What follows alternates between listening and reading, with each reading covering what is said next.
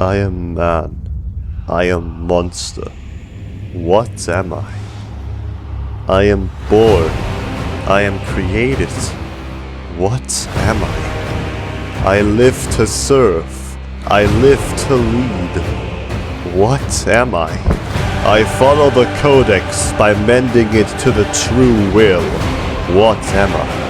I pledge eternal service to the Emperor. What am I? I am an angel of death, an enforcer of the Imperium's will. I am an Ultramarine. I fight on even in death. My reward shall be nothing but salvation in battle. For in the grim, dark future of humanity, there is no peace amongst the stars. There is only war!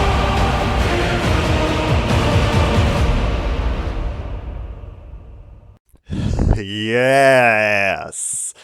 Welcome back to the Warhammer-a-thon. This time with Spacemarine. This is behind Spacemarine 2, the game I was the most hyped for when I started the Warhammer-a-thon. So, did it live up to expectations? Or did it completely flounder at them like Space Hulk Deathwing did? There's only one way to find out.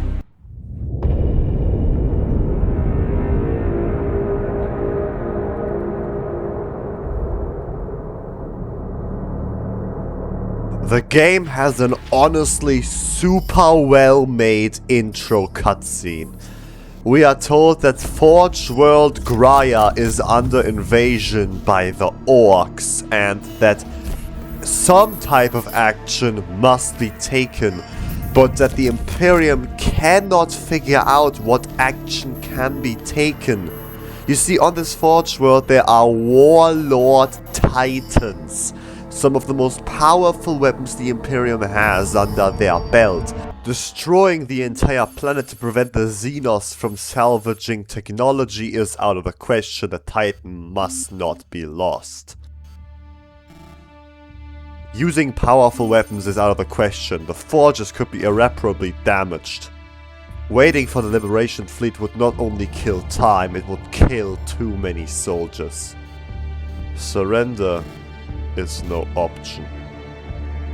The only option are the Space Marines.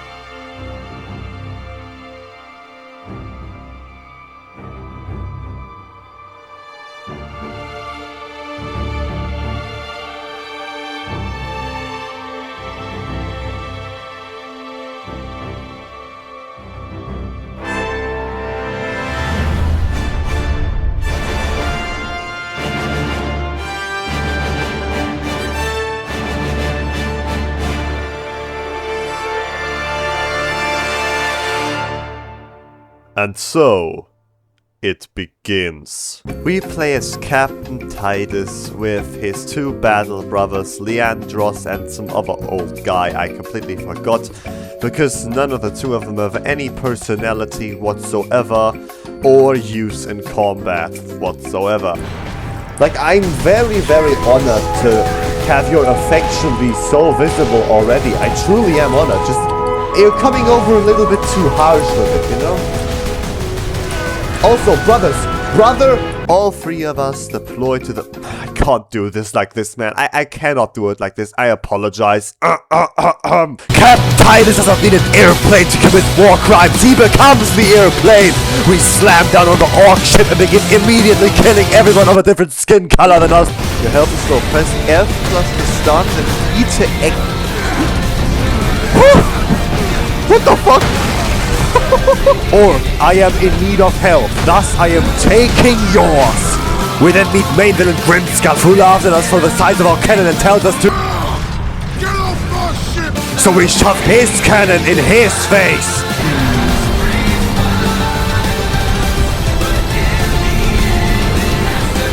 That is hard. Ah! Aha! Oh my lord, wait. Against all odds.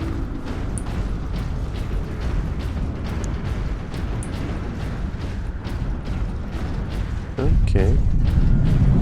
Kill 'em all! Spacemarine! There's one of me. Left control to aim? Huh.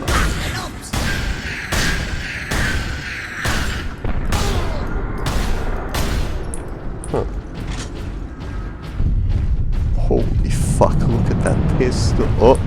So yeah, being actually serious for a short moment, the combat of this game is incredible. It isn't too complex, but just complex enough to actually be fun. You have your ranged weapons, which have ammunition, and you of course you have a variety of different melee weapons, which all have varying attacks you can combo, and you can also combo in shield breaking attacks into your moveset. Because the enemy can of course just be killed, but you can also break their shield, in which case they become stunned and can be executed, and you need to execute enemies to regain your health. The ambulance. Are you wounded? Mouse? Charge Heffer? What? Press mouse? Hold up, I'm trying to figure out what that means. Oh my fucking days! Holy shit, this game is so masculine. It's either going to make me become Andrew Tate or intensely gay. I'm a guy, by the way. Just Rise, guardsmen. You saved yourselves. We thought you did. So yeah, as you can hear, the voice acting in this game is very hit or miss. But for the most part, I think it gets the vibe of the action move that this game is trying to be across. Anyways, what we do right now is we locate our missing battle brother, so we can then all together launch a joint operation on a giant cannon the orcs have taken over and are using to shoot down any reinforcements we could be getting. Gosh, the combat of this game is so fucking fun though! Okay, let's see this.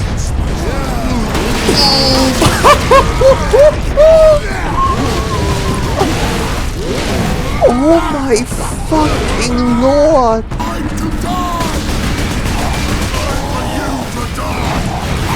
Watch out! Watch out! Watch out! Holy game!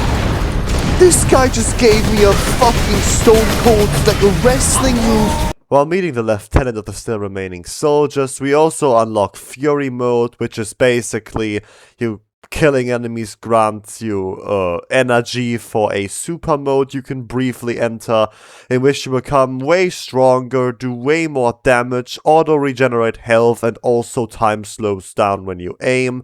It's a fine enough feature, but I honestly did not use it all that much. Now then, I know I have been praising this game to heaven and back, but there is one complaint I absolutely have to give, though it only applies to like the first 2 or 3 levels. There are way too many cutscenes in this game, to a point where it actively becomes a comedy. Like what the fuck? You did not need that as a cutscene! So as you go to destroy the cannon and then begin to head toward the Manufactorum where the Warlord Titan is in, there are 2 more sections I would like to point out, one positively, one negatively. The positive one is our first jump pack sections. In these sections you get a jump pack, which means you get a new super powerful stun move out of the air, and the areas often become way more open, allowing for just way more fun combat. The section I did not like so much was the very end, where you're on this orc battering ram and have to fight this dropship in a kind of boss battle-y fashion. it just felt very clunky and clumsy because you could only damage it with a pick-up weapon that was just a completely different mechanic I never ever used again in this game. So yeah, that wasn't so good, but with that we are now officially in level 2. Who's the turret? I am the turret! Okay, chapter 2, so this means we receive a message from an Inquisitor who seems to be in a bit of a pickle. Who's nearly ready? So we go out to save him. And we do this by absolutely slaughtering through the orcs, getting beat up by a heroin junkie, dropping the biggest metal pipe we have ever metal piped. Slaughtering children! And using this piece of shit grenade launcher that's ass useless and basking in the glory of Warlord Titan Invictus. Siri. Seems undamaged at least. Titan Invictus. Oh. Seems undamaged, you mean? Is this invasion not enough to bring out the War Titans? It takes hundreds to get a War Titan operational, Sergeant. Without them, it sits idle.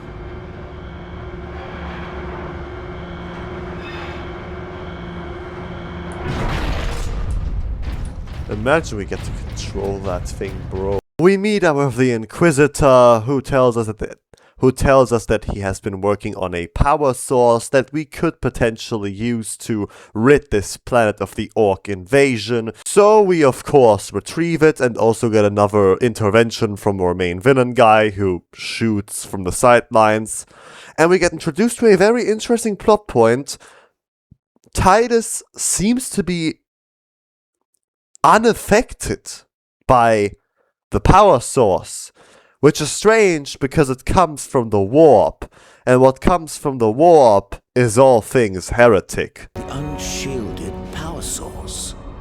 In the generator room, I saw it. You held raw energy from the warp. How are you still alive? The power source conducts warp energies. The stuff of chaos. Heresy. My work against the Xenos has the Imperium's blessing. Can your blessed work help us against the orcs? My research is of the utmost secrecy. The Imperium forbids its use without sanction.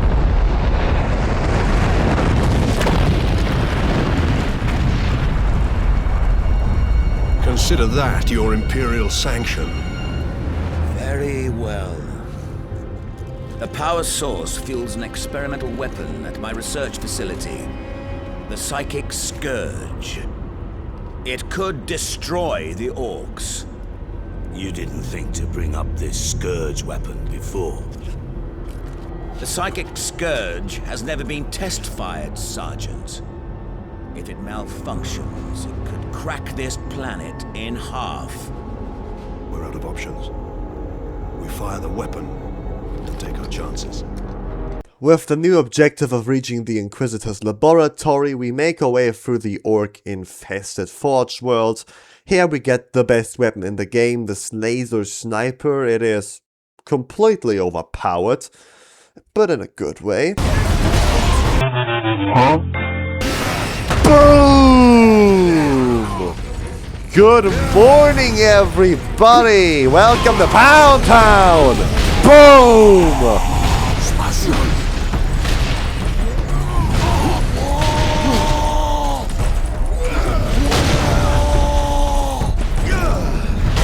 Boom! Boom! Holy fuck, this guy. This weapon, I like it.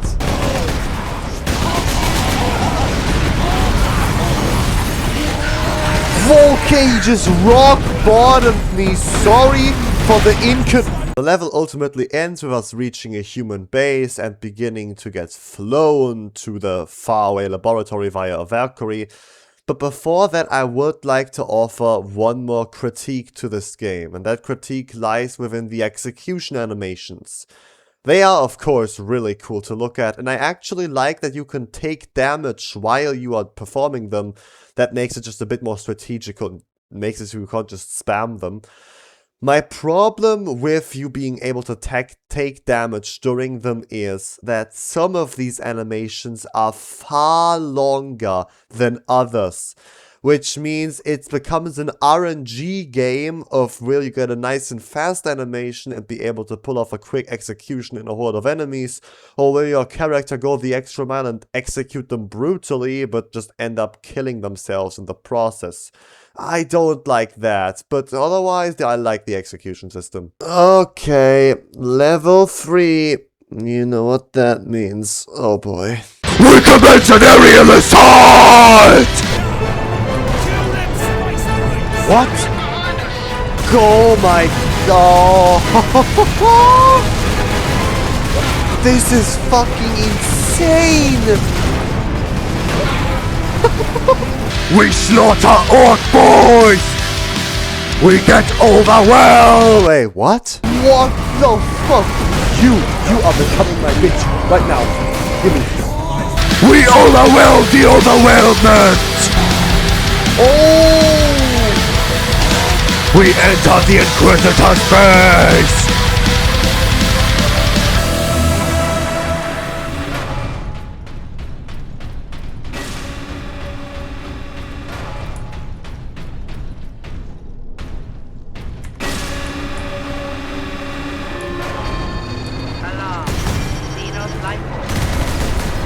You dare classify me as a Xenos?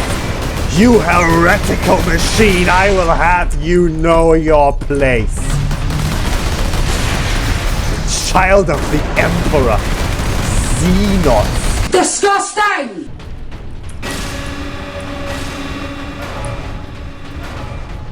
There. The command room is beyond those doors.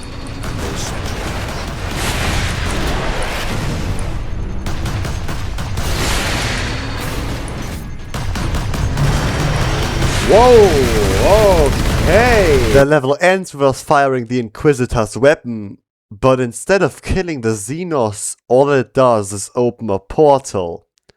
It opens a portal into the realm of chaos. And our main villain of the game, Nemiroff, steps out of it. As it turns out, the Inquisitor we've been speaking with was just a puppet of Nemiroff. And this is a genuinely well-written twist, in my opinion, because during that cutscene we watched, where we first saw him, it did seem like he died, so I was actually kind of confused as to why he was still alive. Well, he did actually die, and we've just been talking with a puppet. Another hint is that throughout these levels, you can do two things. You can play the level, and you can find collectibles. These collectibles are servo skulls that have audio messages recorded on them. You can also find audio messages from the Inquisitor talking about his work on the warp, and they eventually later in the game end with him talking with Nemiroff, so, you know, there was a lot of hints towards it, but they were not that obvious, so I actually really like this plot twist. We do manage to retrieve the power source because Grimskull intervenes and wants to fight Nemiroff. We do also see that Captain Titus is yet again strangely resistant to the warp, which is slowly but surely making his teammates suspicious of him. But there is no time for infighting. It is time to stop Nemiroff before he brings an army of chaos forces through. And to do that, we'll have to sever the portal spire. And we do that with another actually well set up plot point, Warlord Titan Invictus. This leads us to the semi-final level, but because I don't want to completely destroy my voice, I won't scream now. That way I have more energy for the final level. So yeah, we make our way back to the Manufactorium where Warlord Titan Invictus is. Alongside some Halo-esque multi-faction battles erupt between the forces of Chaos and the Orcs. The Forces of Chaos are generally pretty fun, or equally as fun as the Orcs. They have some really powerful ranged units and work a lot with like shields and stuff. The one complaint I do have is that their basic soldier unit fires out these bright green beams, which if there's like one it's fine, but if there's a lot of them, then it's going to be nigh impossible to tell from where someone is firing at you. But that's like a very minor little nitpick. What is not a nitpick is still how the weapons in this game work, because you can't switch between them like within missions. You always have to pick them up from the floor, which means you will be very limited in the actual like strategy you can do. And while the most optimal weapons will always be given to you, sometimes you just straight up do not know what lies ahead. Like there was this one section later on where a sniper is required, but beforehand no sniper was required. So when I got a sniper, I was like, will I need this? No. So I stayed with a much better, just mid-range gun, only to then find out, hey, I need a sniper, and the only checkpoint that I had was beyond the point where I could actually get a sniper. So yeah, I don't like that. Make your report, Jonah. The Greenskins have been pressing us hard, both down here and at the Bastion proper. Get ready to fall Those back two to are the still gonna bastion. fall in love. Before we reach Titan Invictus, there is actually a boss battle with Grimskull, and I am pleased to announce that this is, from all the Warhammer games I've played, the first boss battle that is actually good.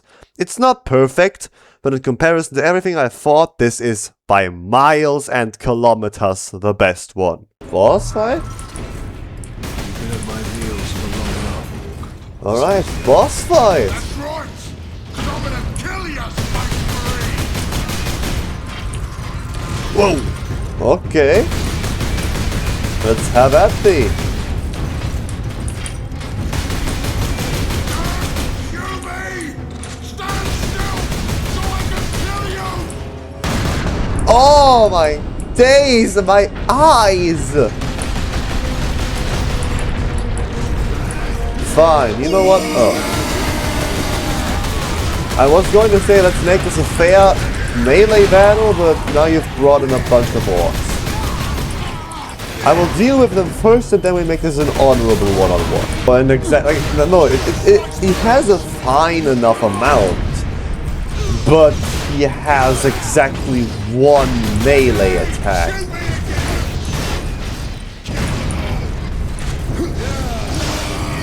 Oh.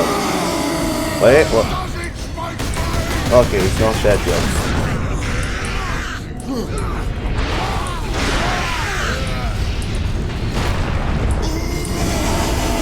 Even more orcs? What the fuck?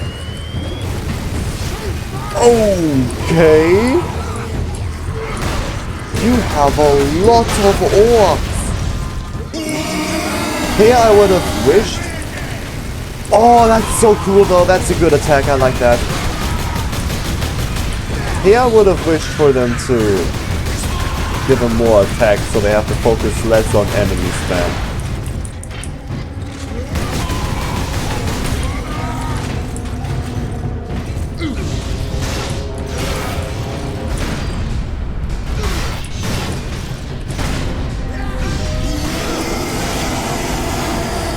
So yeah, a cool little boss for an honestly fine enough villain. I honestly felt like a very, very slight bit bad when I had to kill him, because he was kind of funny. With you yet, Spacemarine! But I am finished with you, Orc.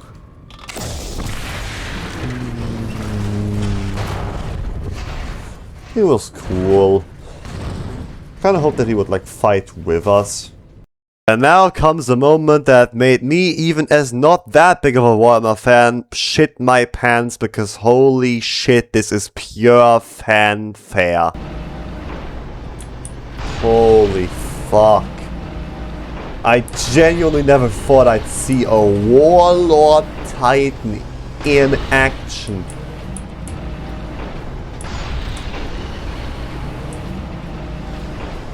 This game is fucking incredible. That, in of its own, deserves an award.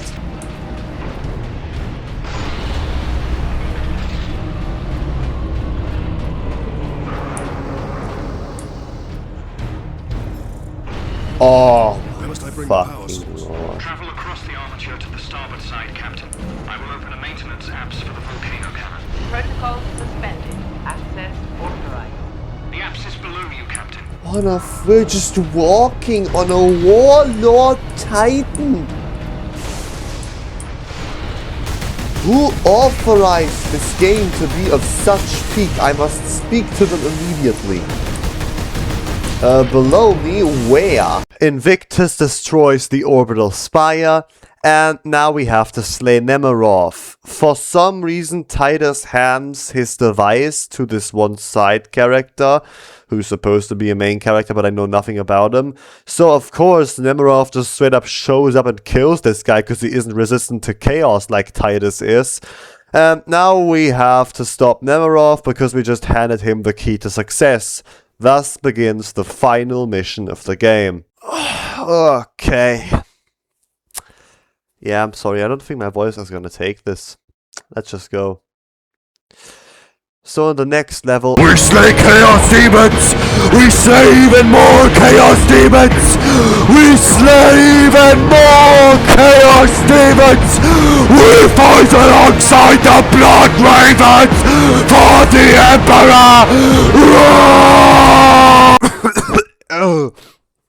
Emperor!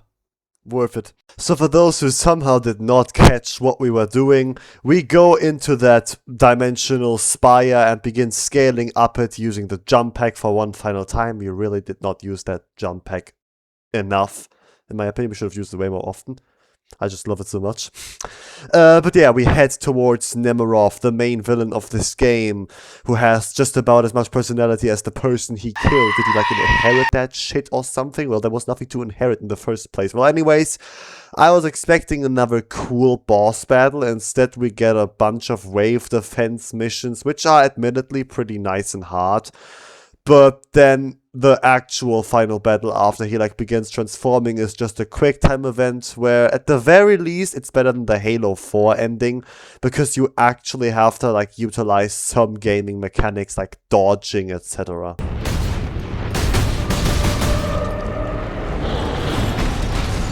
F? Oh, why do I have the sword? If it takes 1,000 years, I will rise again and take my vengeance upon your planet. Is this how we kill this guy in a fucking quick time event? Really? Oh! Will I fight you not? Please don't! Give me a proper boss battle!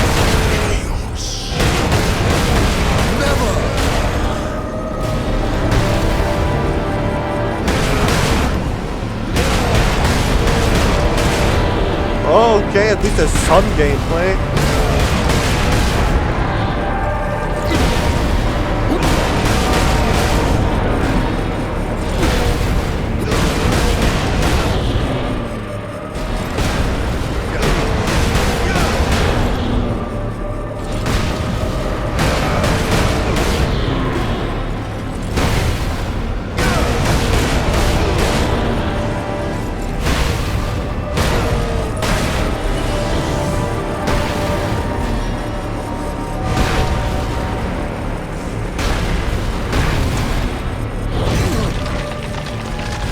Okay.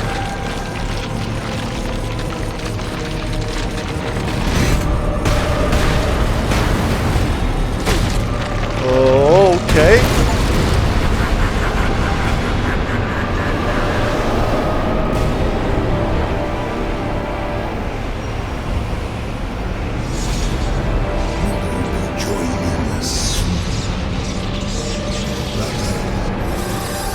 Yet again, Titus somehow survives the powers of the warp, and the implications of the demon prince are not lost on anyone.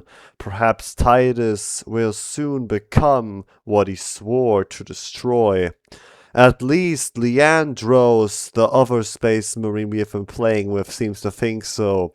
He calls the Inquisition on us and declares us a heretic, and thus Titus is taken in by the Inquisition for further questioning, for further answers that may finally lead us to the truth. And then the game ends. Yeah, that is how it ends.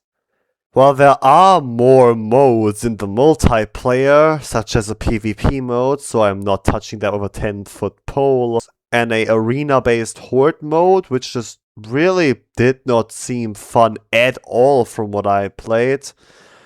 That was it with Space Marine's main story. This will be it with Space Marine for the Warhammer-a-thon. So what did I think of it? Spacemarine is without a doubt the best Warhammer game I have played so far. It is incredibly fun, and that is all thanks to the amazing combat that this game has. The game really has nothing more than combat, so if it would have been a longer game, maybe it wouldn't have been as fun, but for the length that it has, the combat manages to carry it all the way. I also enjoyed the music, like it was pretty damn good, but the music is part of a larger aspect that I really like about this game, and that is the vibe. The whole game, from the music to the atmosphere to just everything, it feels like a good old Hollywood action movie. It captures that vibe perfectly, and it just feels really cool while playing it.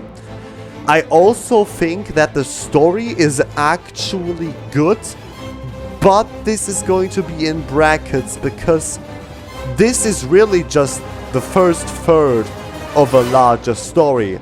So with Space Marine 2 being out and Space Marine 3 being confirmed, let us hope that both follow-up parts are just as good as this one, and that at the very end we will have a masterpiece of a 3-act story on our hands.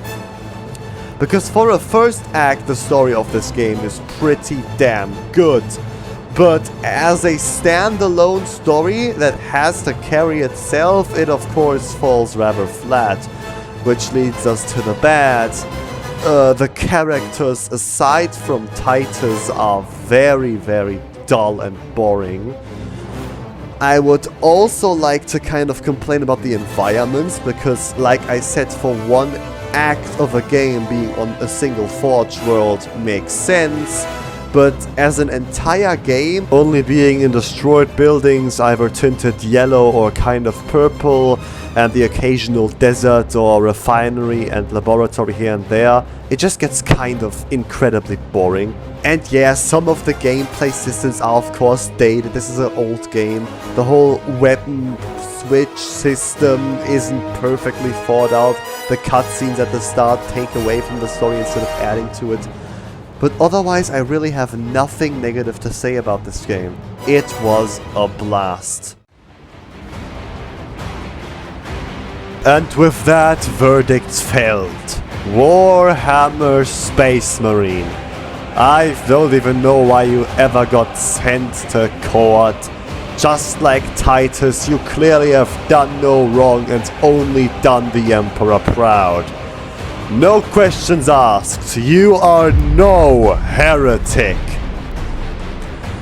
And that was it with another episode of the Warhammer F4, and I destroyed my voice during this one. So please like and subscribe for that. Otherwise, I will see you again with another game, and for the next one, I don't have as high hopes as I had for this one.